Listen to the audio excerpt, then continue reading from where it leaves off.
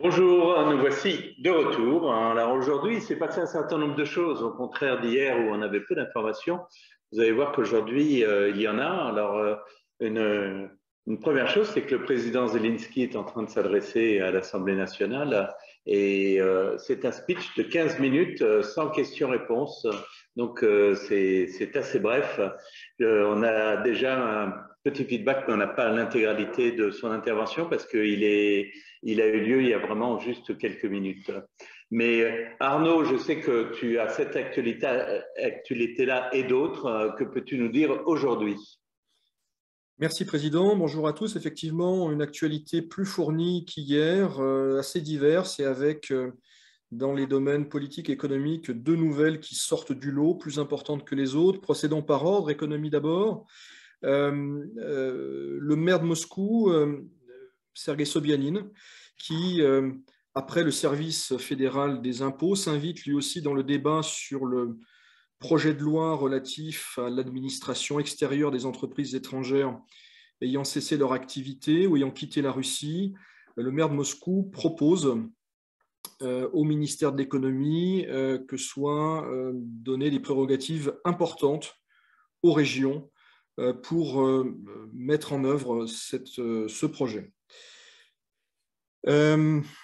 Autre nouvelle, la reconduction à la tête de la banque VTB, dont on sait qu'elle est la plus lourdement sanctionnée par les États-Unis. Reconduction de M. Kostin, c'est en ligne avec ce que le Kremlin a décidé par ailleurs avec la présidente de la Banque centrale. Donc en résumé, on ne change pas d'équipe au milieu du gué ou de chevaux au milieu du gué. La bourse de Moscou, qui devrait reprendre demain la cotation d'une trentaine de titres, les titres qui composent l'indice de la bourse de Moscou. Depuis lundi, étaient cotés de nouveau les titres obligataires de l'État russe en roubles, les OFZ. Et j'en viens à la principale nouvelle économique du jour, qui est tombée il y a une heure environ, qui est en cours d'analyse. C'est la décision du président Poutine d'obliger les acheteurs de gaz russe à effectuer les paiements non plus en euros ou en dollars, mais en roubles. Instruction dans ce sens sera donnée à Gazprom. Alors, évidemment, il faudra voir ce que ça veut dire concrètement, si c'est faisable, si c'est légal, même si, à vrai dire, les questions de légalité ne semblent plus prioritaires ni en Occident ni en Russie ces dernières semaines. Il me semble que l'essentiel est ailleurs. D'abord, ça a eu deux effets immédiats. Hein, le rouble qui s'est sensiblement raffermi, puisqu'il est repassé sous la barre des 100 pour $1. Ce n'est peut-être qu'un début. Peut-être le début des gazoroubles. Et puis, une hausse des cours du gaz sur le marché spot. Encore une fois, le plus important, me semble-t-il, c'est le signal. Le signal, c'est que la Russie, qui semblait sur la défensive, semblait attendre les nouveaux lots de sanctions toutes les semaines ou presque, eh bien, est capable de reprendre l'initiative, de surprendre dans un domaine, l'économie, où elle n'est pas forcément attendue. Et je rappelle que demain jeudi est attendu un nouveau train de sanctions américain dont on ne connaît pas les contours. Le porte-parole de la Maison-Blanche a simplement déclaré qu'il s'agirait de consolider les sanctions existantes et d'en adopter de nouvelles. Mais en tout cas, cette nouvelle, elle surprend, et c'est manifestement le but de la manœuvre. Il s'agit peut-être aussi de forcer les Européens, les Occidentaux, mais surtout les Européens, à s'interroger sur une partie des sanctions, en particulier le gel des réserves de la Banque de Russie. Jusqu'à présent, c'est Gazprom qui changeait ses dollars ou ses euros à la bourse de Moscou.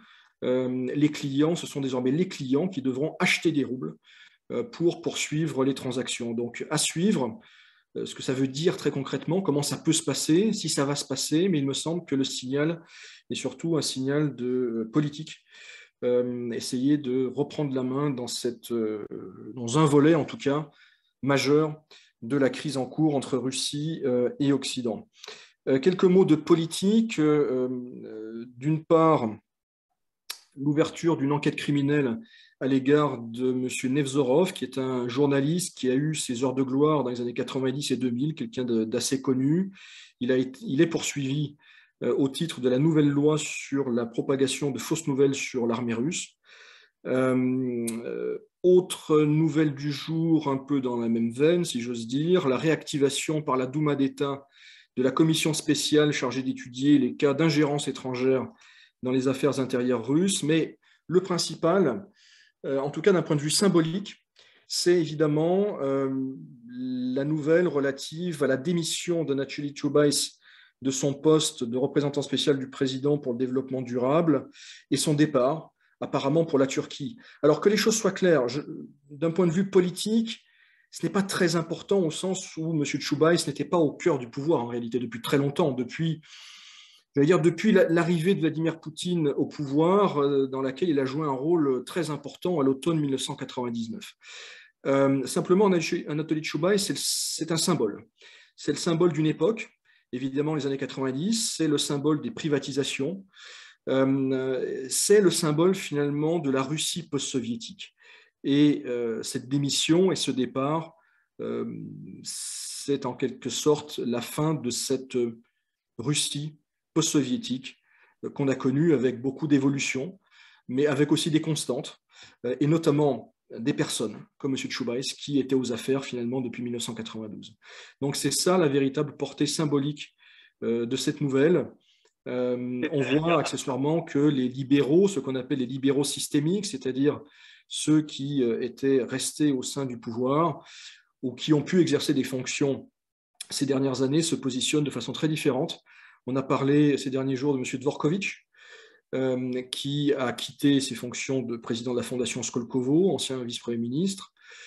On a vu que Dmitri Medvedev, ex-premier ministre et surtout ancien chef de l'État, à l'inverse, a multiplié les prises de position très dures. Et puis d'autres se taisent, comme M. Koudrine, le président de la Cour des comptes. Donc c'est aussi un moment de vérité pour tout le monde, je dirais, dans les milieux politiques à Moscou. Merci Arnaud pour ce point très complet aujourd'hui. L'un de nos auditeurs note la naissance des gaz roubles. Tu as donc... Oui, mais j'ai déposé les droits d'auteur pour ça. Mais c'est formidable. Donc attention aux journalistes qui nous écoutent. Vous avez des droits d'auteur pour Arnaud. Mais Igor, que c'est-il? En roubles. En roubles. Igor, que s'est-il passé sur un plan politique et diplomatique? Merci Président. Diplomatique surtout, pardon. Bonjour à tous. Alors au niveau diplomatique, sur l'état d'avancée du processus, il n'y a même pas grand-chose, pratiquement aucune déclaration. Sergueï Lavrov, aujourd'hui, qui est intervenu au MGIMO devant les étudiants, a commenté les pourparlers en cours avec l'Ukraine, qu'il a qualifié de très difficiles, car selon lui, les Ukrainiens changent en permanence de position. Et il a en outre rappelé que la Russie insistait sur le fait que l'Ukraine retire toutes les lois qualifiées de discriminatoires à l'égard des Ukrainiens russophones. Sorti de ces déclarations sur le processus lui-même, pas grand-chose. En revanche, on sait que les présidents Macron et Poutine se sont parlé hier soir au sujet de l'Ukraine, et tout à l'heure, il n'y a même pas une heure, c'est le chancelier allemand et Vladimir Poutine qui sont parlés au téléphone.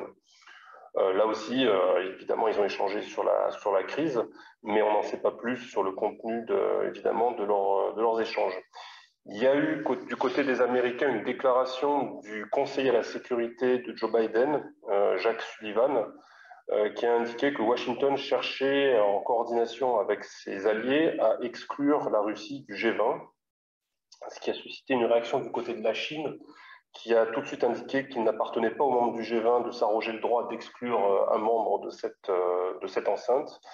Le prochain G20 doit se tenir en Indonésie à la fin de l'année, et pour information, du côté de l'ambassade de Russie en Indonésie, on a confirmé pour l'instant la présence de la Russie et de Vladimir Poutine à cette réunion qui doit se tenir donc en fin d'année.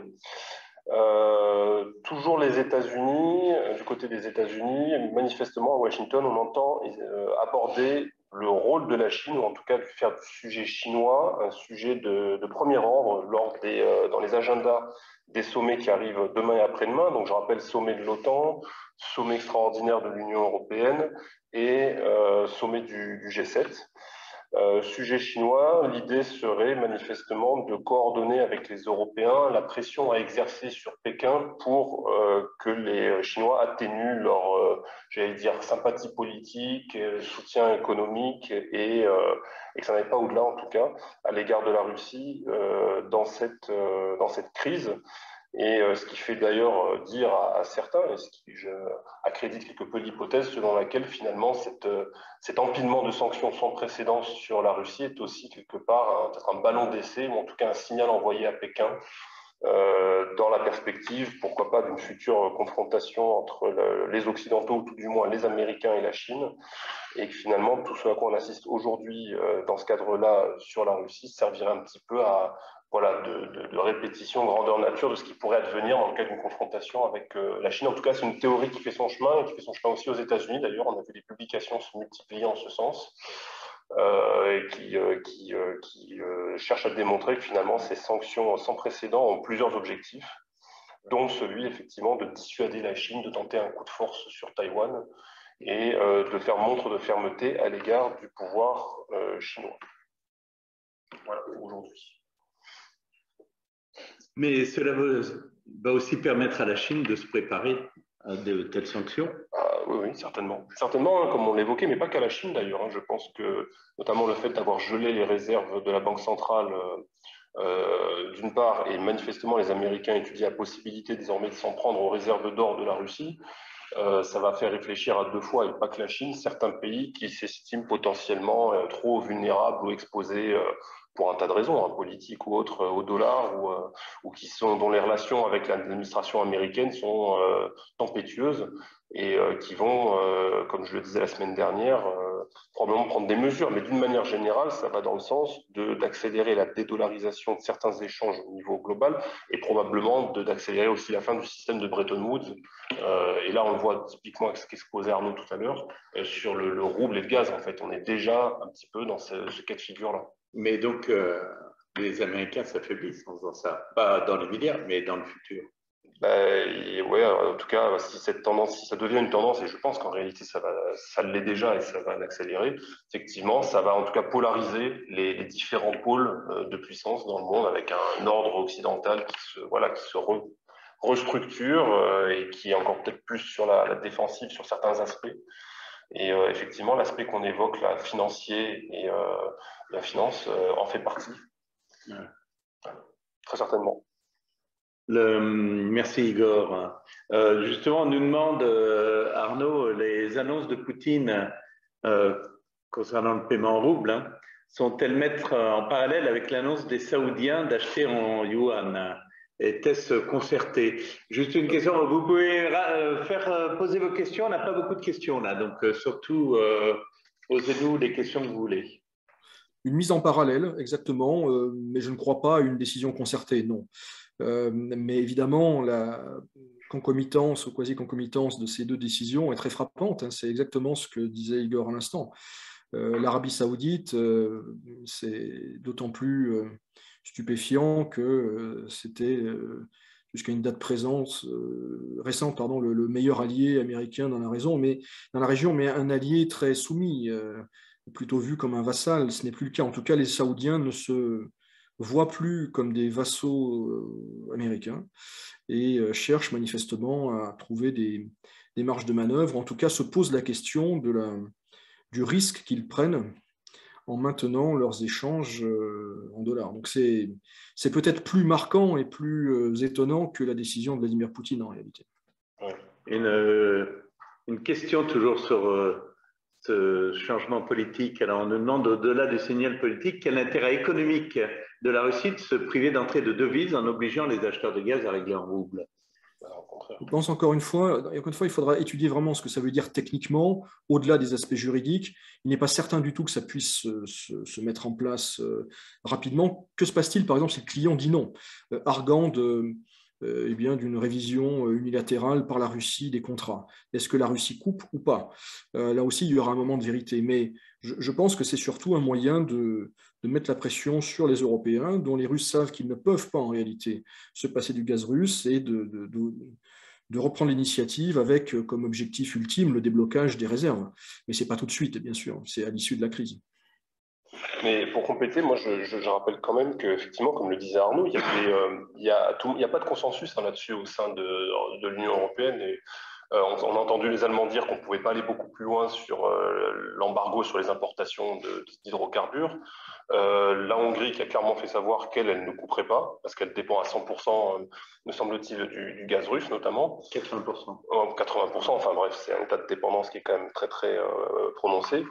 Alors qu'il y en a d'autres qui évidemment plaident au contraire pour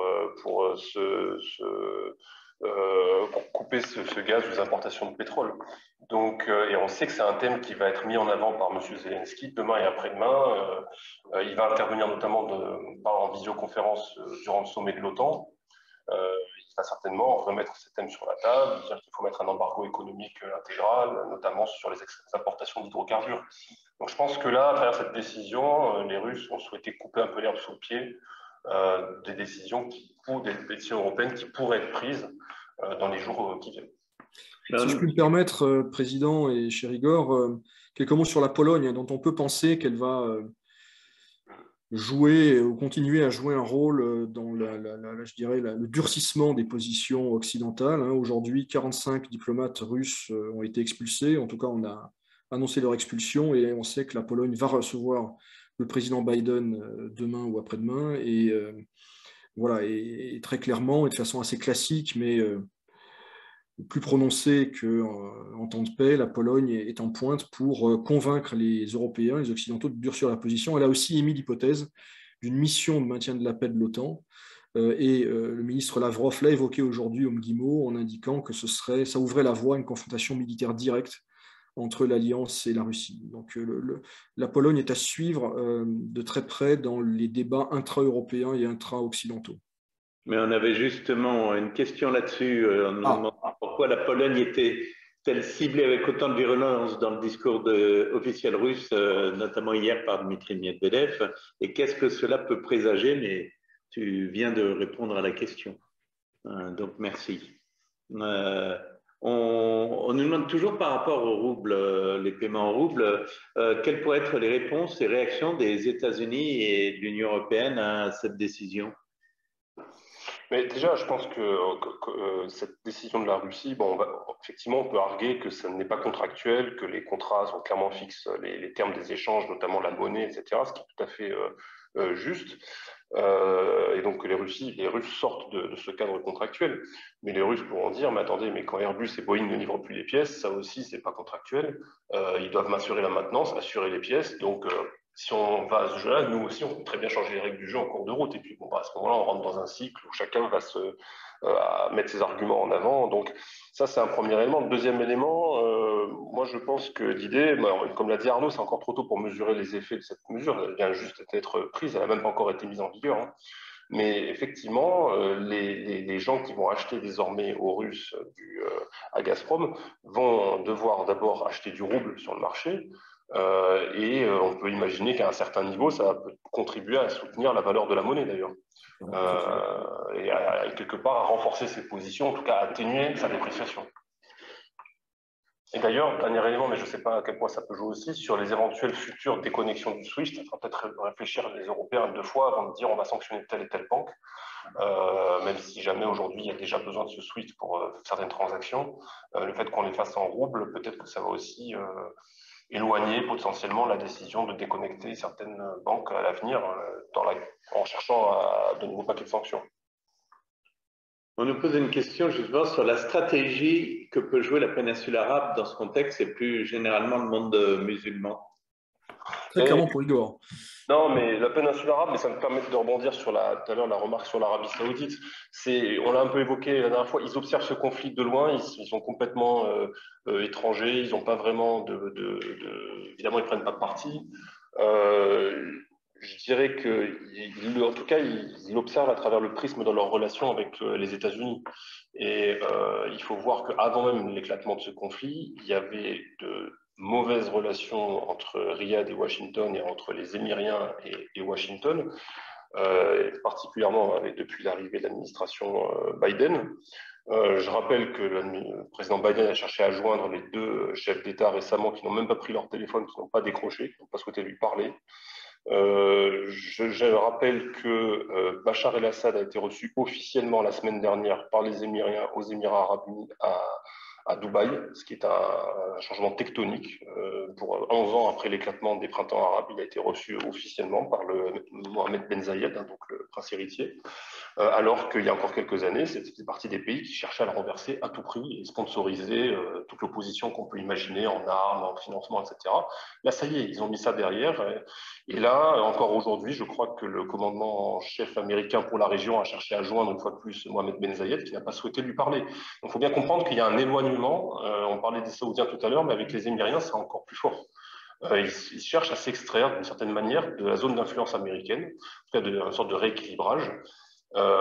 Et je pense que ce qui se passe aujourd'hui en Ukraine, ils l'envisagent d'abord avant tout à travers le prisme de cette relation-là. Et ils se prennent aussi, quelque part, ils préparent le fait qu'il va y avoir probablement un nouvel accord sur le nucléaire iranien qui va être signé. Il y a donc un réalignement des planètes qui est en cours sur toute la zone à l'aune de ce nouveau JCPOA qui probablement sera signé. Et avant tout, c'est dans cette perspective-là qu'ils envisagent leur relation avec la Russie et ensuite avec les États-Unis. On nous demandait, mais tu as déjà répondu à cette question, Igor, ne vivons-nous pas là en direct la mort du système de Bretton Woods? C'est l'accélération. Voilà, mais on a déjà répondu à la question, vous pouvez l'écouter dans le podcast. La Russie pourrait-elle couper le gaz à l'Ukraine? Alors, il faut bien, c'est une problématique un peu différente, c'est une problématique de transit en réalité, hein, parce que l'Ukraine officiellement n'achète pas directement, en tout cas, de gaz à la Russie depuis 2014. Alors, il y a des déclarations récentes et surtout des faits assez étonnants. Les déclarations récentes, je crois que c'est aujourd'hui même, Vladimir Poutine a réitéré que la Russie maintenait évidemment les flots gaziers, mais le plus étonnant, c'est que la Russie paye les droits de transit à l'Ukraine en dollars, dans la situation que l'on connaît. Donc, pour l'instant, en tout cas, ce n'est pas ce qu'on observe. La Russie livre des volumes importants aux Européens, y compris via l'Ukraine, et la Russie paye des droits de transit en dollars à l'Ukraine. Voilà la situation aujourd'hui. Donc, ils vont continuer à transiter par l'Ukraine, bien évidemment. Oui, encore une fois, c'est plus habile que ça. On a parfois évoqué la possibilité pour la Russie de couper le gaz comme argument ultime dans la guerre économique. L'annonce de Poutine d'aujourd'hui, c'est beaucoup plus habile. C'est finalement placer les Européens devant leurs responsabilités et les faire choisir. Est-ce que vous voulez continuer, auquel cas vous payez en roubles, ou pas? Donc, c'est plus complexe que ça, mais pour l'instant, il n'y a aucun signal d'une volonté russe de couper le gaz. Alors, est-ce que ça pourrait évoluer? Peut-être, par exemple, si les Européens décidaient, ce qui semble peu probable, un embargo total sur les exportations de pétrole, par exemple. Mais, comme le disait Igor, ça paraît très improbable aujourd'hui. Une question sur un autre domaine qui est celui de la pharma. Quel est l'impact des sanctions actuelles sur la disponibilité des produits médicaux et pharmaceutiques en Russie? Y a-t-il un embargo sur les médicaments et dispositifs, équipements médicaux? Est-ce que vous êtes... À ma connaissance, non. Par contre, on voit ce qu'on évoquait hier, c'est-à-dire un phénomène de ruée dans les pharmacies. Donc, il y a certains produits qui disparaissent parce qu'ils font l'objet d'une demande très forte. Et il y aura peut-être des problèmes d'importation de composants, même pour les médicaments fabriqués localement. Ce qu'on a vu aussi, ce sont des sociétés américaines dont le nom ne me revient pas, qui d'elles-mêmes suspendaient des livraisons, y compris de médicaments très importants. Mais à ma connaissance, ça reste marginal. Et encore une fois, ce n'est pas le fait de sanctions. mais le fait de décisions d'entreprises américaines, d'une d'elles en tout cas. Ce à quoi s'ajoutent certains délais de livraison de stocks qui sont immobilisés pour des raisons logistiques, une fois encore, qui sont, c'est pas des médicaments sous sanction, il n'y a pas de sanction à ma connaissance sur les matériels médicaux ou sur les médicaments, mais en revanche, il y a évidemment des tensions sur les chaînes logistiques qui font que les approvisionnements sont parfois parcellaires. Il y a un cas qui a été évoqué ces derniers jours dans la presse russe et sur les réseaux sociaux, c'est celui des médicaments pour la thyroïde notamment, des comprimés qu'on peut prendre tous les jours pour réguler les hormones dans la thyroïde, qui visiblement étaient manquants, y compris dans certaines pharmacies de la capitale russe. Visiblement, certains prix ont pu être multipliés par 2, 3 ou 4. Mais je sais de sources sûres qu'en l'occurrence, on peut s'en réapprovisionner tout près d'ici d'ailleurs, au même prix qu'avant le 24 février. Donc, ils ont probablement été réapprovisionnés depuis.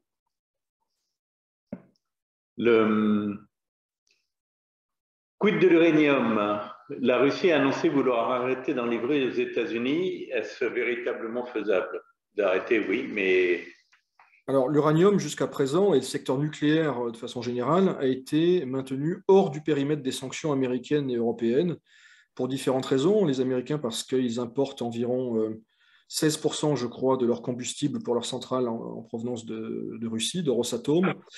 Et les pays européens, en tout cas ceux qui ont des centrales ou des industries nucléaires, comme la France, par exemple, ont des coopérations très importantes avec Rosatom. Je pense que l'annonce russe, mais qui est un ballon d'essai, hein, ce n'est pas une décision, ça a été évoqué à ma connaissance par le vice-premier ministre Novak, c'est plus, à mon avis, je dirais, une annonce préventive. En d'autres termes, ne le faites pas, parce que si vous le faites, il pourrait se passer ça. En tout cas, c'est comme ça que je l'interprète. À ma connaissance, aujourd'hui, le nucléaire civil reste hors périmètre des sanctions occidentales. D'accord. Merci. On nous pose une question sur une compagnie. On ne répond pas aux questions sur les sociétés parce que c'est à elles de répondre. On ne commande pas les décisions des entreprises. Alors, en lien avec la question posée sur les médicaments, on voit dans certains magasins une pénurie de denrées alimentaires de base, sucre, sarrasin, pâtes. Y a-t-il un risque avéré de pénurie sur le long terme sur ce type de produit? On l'a évoqué hier, c'est la question qui s'était posée sur les denrées qui sont évoquées. Là encore, il faut faire un distinguo entre le problème de logistique, d'approvisionnement en réapprovisionnement, la question des stocks qui étaient parfois en train de se reconstituer et qui n'étaient pas complètement. Mais de pénurie sur le long terme, non, moi je pense pas. Je pense que ce qu'il y a eu en revanche, c'est un effet un peu de panique, hein, comme pour les médicaments, c'est-à-dire que des gens craignant ce type de pénurie et voyant que certains stocks effectivement commençaient à être un peu légers pour les raisons une fois de plus logistiques et de réapprovisionnement. Quand ils ont vu réapparaître ces paquets de sucre et de pâtes, etc., ils se sont rués dessus. On a vu effectivement sur les réseaux sociaux des scènes de gens qui se ruent sur des paquets de sucre, etc. Mais c'était un peu le même réflexe qu'il y a eu au début de la première vague de Covid, quand tout le monde s'est rué dans les supermarchés pour aller acheter du papier toilette, des pâtes, des choses comme ça, et qu'on a vu pendant quelques jours des étals qui étaient vides. Pour l'instant, c'est de ce niveau-là. C'est pas, il n'y a plus de paquets de sucre en Russie ou il n'y a plus de pâtes. C'est pas ça. Surtout qu'il y a quand même beaucoup de choses qui sont fabriquées sur place. Il y a du sucre fabriqué en Russie à partir de la betterave à sucre. Il y a des pâtes fabriquées là aussi en Russie à partir de produits de base qui sont disponibles en Russie. Alors, pour l'instant, sur ce genre d'éléments-là, en revanche, il y a un problème qui est celui de l'inflation. Ça, c'est certain. Ce sont des denrées alimentaires qui ont pris parfois entre 8 et 11% sur leur prix.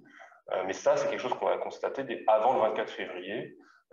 Pour d'autres raisons qui ne sont pas liées à la crise avec l'Ukraine exclusivement, mais que la crise avec l'Ukraine va probablement aggraver du point de vue de l'inflation. Un commentaire de l'un de nos auditeurs qui dit « Le soutien apporté au peuple ukrainien actuellement ne doit pas occulter à moyen terme de se passer d'un soutien au peuple russe. La France doit continuer à se faire entendre, en particulier pour ses entreprises en Russie qui continuent au bien-être afin de soutenir le peuple russe. » Voilà, c'est un commentaire de l'un de nos auditeurs auquel nous adhérons et il faut surtout apporter un soutien à tout le monde. Alors, on nous demande s'il n'y a pas une pénurie de papier à moyen terme. Et en ce moment, il y a le problème des ramettes dans les… voilà. Ouais, mais Il paraît que même en Finlande, la question risque de se poser pour l'impression des journaux. Donc, je crois que c'est un problème là aussi un peu général, pas spécifique à la Russie. ouais, j'ai cru comprendre que c'est un problème d'additif et de cellulose, mais je vous avoue que j'ai pas creusé la question. Donc, mais j'ai cru comprendre que c'était voilà, des produits chimiques qui rentrent dans la composition du papier qui venaient à manquer, mais je sais pas si c'est lié une fois de plus aux sanctions ou à d'autres choses. Bon. Nous n'avons plus de sanctions. Nous n'avons plus de sanctions. Nous allons en avoir des On peut sanctions. en rajouter, Président. On va en avoir la semaine prochaine, mais on a des réponses à des questions d'hier. Et avant ça, Arnaud Benoît veut poser une question sur le fait que les Américains, depuis plusieurs jours, mentionnent une attaque possible russe avec les produits NBC, nucléaire, biologique, chimique. Pourquoi ça maintenant? Quel serait l'intérêt de la Russie? Ça, je ne suis pas sûr qu'on ait des réponses à ta question-là. Et pas tous les données, surtout au vu du contexte, y compris législatif. Mais il y a beaucoup d'articles dans la presse européenne, des prises de position françaises également sur le sujet. Mais en tout cas, moi, je ne répondrai pas à cette question.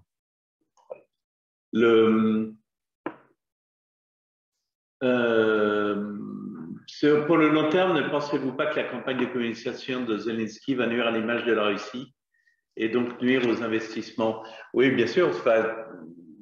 J'en sais rien. D'abord, sur le long terme, j'espère que ça ne va pas être long terme. Hein. Il va s'adresser encore à l'OTAN et il s'est déjà adressé à beaucoup de parlements internationaux. Il y a une limite aussi au nombre de personnes à qui il peut s'adresser, mais surtout, on peut espérer que les accords de paix continuent à être négociés et qu'on arrive à un accord plus rapidement que trop tard. Voilà, mais ça, l'histoire nous le dira. Nous poser une question sur l'interview croisée Villemont-Ripert dans les Échos. Cela va-t-il changer la face du monde et résoudre la question actuelle? Là, c'est chacun peut le lire et s'en faire son jugement. L'ambassade, l'Institut et l'école vont devoir se passer des employés russes, c'est une question. On n'en sait rien encore, sauf si quelque chose a été annoncé ces 2 derniers jours, mais jusqu'à présent, l'ambassade n'a été prévenue de rien du tout. C'est une possibilité en étant un pays inamical que la Russie se réserve, mais pour l'instant, je ne pense pas qu'on leur ait demandé quoi que ce soit. Donc, une autre remarque, bien sûr, il faut aussi soutenir le peuple russe. Je suis rotarienne et hier, j'ai assisté à une conférence des comités interpaid France-Russie et France-Ukraine. Il paraît qu'un groupe d'avocats a diligenté une class action contre les entreprises françaises qui veulent continuer à travailler en Russie en arguant que ces entreprises sont complices d'un génocide. Je suppose que quelque chose d'aussi stupide ne peut pas exister.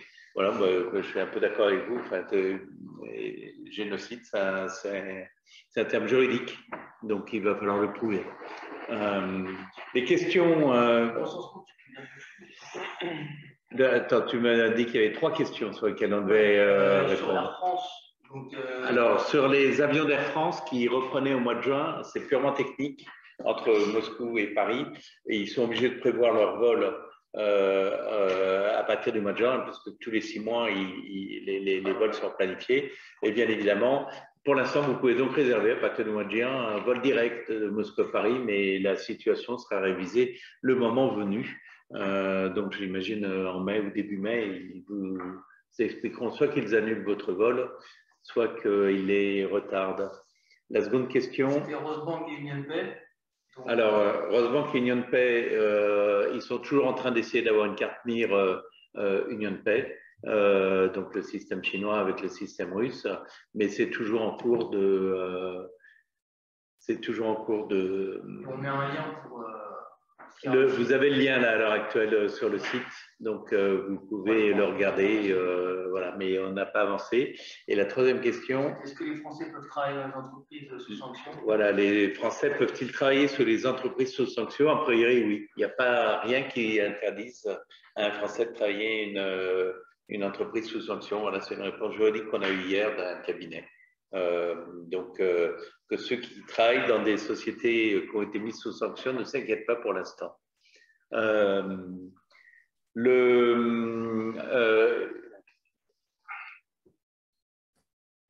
Pourriez-vous nous rappeler le montant limite de rapatriement de devises depuis la Russie vers la France? Alors, en cash, c'est 10 000 dollars. Et attention, c'est des dollars et non pas des euros. Par personne, mais pas les enfants. Oui, pas personne adulte. Eh bien, un virement de compte à compte, alors là, c'est toujours le même problème, ça dépend de la banque émettrice et de la banque réceptrice. Donc, il faut parler aux deux banquiers pour savoir s'ils acceptent d'envoyer l'argent et si l'autre accepte de le recevoir. Mais je sais qu'un virement Rosebank vers Société Générale, ça fonctionne.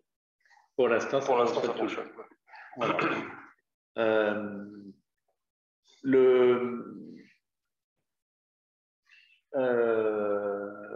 Le UnionPay est accepté dans d'autres commerces que ceux pour les touristes chinois en France.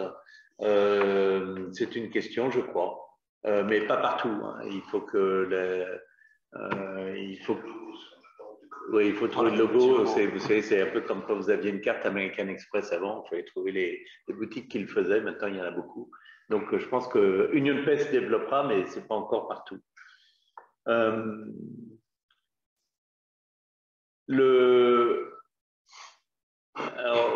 L'action juridique a-t-elle lieu ou est-ce encore une fake news? J'en sais rien du tout. Ça, vous nous dites, on revient sur la question que Madame avait posée sur la class action d'un groupe d'avocats. Je ne suis absolument pas au courant de cette class action. Est-ce que l'ambassade de Russie en France délivre encore des visas normalement? On a notre expert, Gilles Chenesso. Je ne suis pas expert des visas. Non, mais Gilles parle. Pour autant que je sache, oui, l'ambassade continue à délivrer des visas. Il faut passer par le système habituel de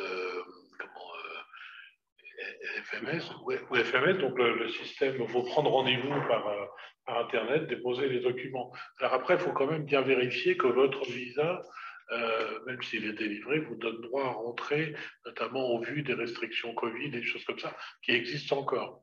Donc, pardon. Pour rajouter un mot sur ça, en fait, les Russes n'ont plus besoin, pour obtenir un visa, n'ont plus besoin de donner une confirmation de vaccination. Ça, c'est pour les Russes qui veulent aller en France. Hein. Oui, tout à fait. Ouais. Et on parlait des visas des Français pour venir en Russie. Oui, c'est l'ambassade de Russie. La question était l'ambassade de Russie en France délivre-t-elle encore des visas normalement? Okay. On a dit tout l'envers. Oui, ça ils ont produit un peu plus lent. D'accord. Et je sais qu'aussi, il est toujours possible pour les Russes qui veulent travailler en France d'obtenir un permis de travail, mais le délai est plus important qu'avant. Il faut que la société française qui veut employer un Russe prouve qu'elle ne pouvait pas utiliser un Français pour remplir la même fonction. Voilà. Oui, sauf qu'il y avait une facilitation avant qui te dispensait de cette réglementation. Ils ont enlevé la facilitation et donc on doit leur demander. Sberbank délivre des cartes UnionPay, hein, oui, oui. Il y a-t-il toujours des restrictions Covid pour l'entrée sur le territoire russe? Oui, il faut que vous ayez un test PCR lorsque vous arrivez en avion. Et il faut que vous ayez, que vous soyez inscrit sur les listes des différents ministères lorsque vous passez en une frontière terrestre en train. Donc test PCR plus inscription. C'est seulement pour les VKS. Pardon. Seulement pour les VKS. Et les autres? Visage de surface, ça compte. Et c'est quelqu'un qui a un visa normal? Bon, quelqu'un qui a un visa normal, il faut prendre l'avion.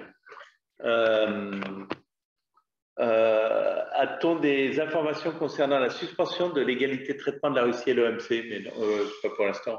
Non, pour l'instant, c'est des initiatives prises au niveau bilatéral par certains États ou par certains groupes d'États qui suspendent le statut de nation la plus favorisée pour le commerce. Mais j'ai rien entendu de tel au niveau de l'OMC pour l'instant. D'accord. Alors, on nous demande s'il y a une réciprocité pour les visas de travail, c'est-à-dire que la France demande effectivement pour qu'un Russe obtienne un visa de travail une autorisation et un papier spécial qui prouve que le travail ne peut pas être fait par un Français. Non, il n'y aura pas de réciprocité, en tout cas pas pour l'instant. Donc, l'obtention des visas, des permis de travail pour les Français en Russie se dérouleront de la même façon. Ouais, mais il n'y a plus de quotas. Ouais. Ouais. Donc voilà pour les questions. Alors une dernière chose, avant de passer la parole à Nicolas, ça c'est pour les Français installés en Russie. Vous avez reçu un mail de l'ambassade de France, du consul général de France, Patrice Servanti, vous demandant de vous recenser. Pourquoi le font-ils? Ils le font parce qu'ils veulent comprendre combien de Français vont rester. Comprends, c'est pas un flicage, comme je l'ai vu écrit dans certains réseaux sociaux. C'est juste comprendre combien de personnes restent et en cas de problème, qu'ils puissent agir et agir rapidement. C'est donc pour votre bien et ce n'est pas du tout pour vous mettre une étiquette, loin de là. On va aider l'ambassade, on va poser des questions à nos membres sur justement les personnes qui restent. On ne vous demande pas des informations extrêmement confidentielles, hein, par généralement votre nom, votre prénom et là où vous habitez avec votre numéro de téléphone, de façon à ce qu'en cas de problème, quelqu'un puisse venir vous chercher. C'est un cas purement théorique pour l'instant, parce que je rappelle qu'il n'y a toujours aucun problème de sécurité pour les étrangers habitant en Russie et pour les Français en particulier. Alors, on nous demande qu'est-ce qu'une PME française en Russie? Ben voilà, c'est la même chose qu'en France. C'est une petite entreprise. Et il y en a beaucoup, parce que vous en avez à peu près, vous avez plus de 1000, hein, il y a 1200 entreprises françaises en Russie. Vous avez une centaine d'entreprises majeures, donc vous avez à peu près 1100 PME en Russie, entre des TPE, des PME et des ETI.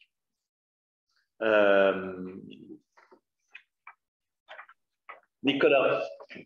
Donc, petite information que j'ai déjà rappelée hier. Donc, demain matin à 10 h, à la Chambre de commerce, vous avez une session du comité PR, communication et marketing.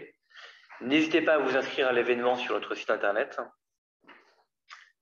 Ensuite, comme d'habitude, nous vous invitons à vous abonner à notre canal Telegram, CCI France Russie, pour être au courant des dernières actualités.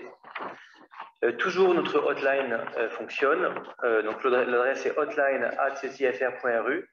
N'hésitez pas à envoyer vos questions par email et nous y répondrons soit par email soit lors des briefings. Sinon, nous vous donnons rendez-vous demain à la même heure, à 17 h 30, heure de Moscou. La CCI France Russie reste à vos côtés. Merci beaucoup. Bonsoir. Bonsoir. À bientôt. À demain.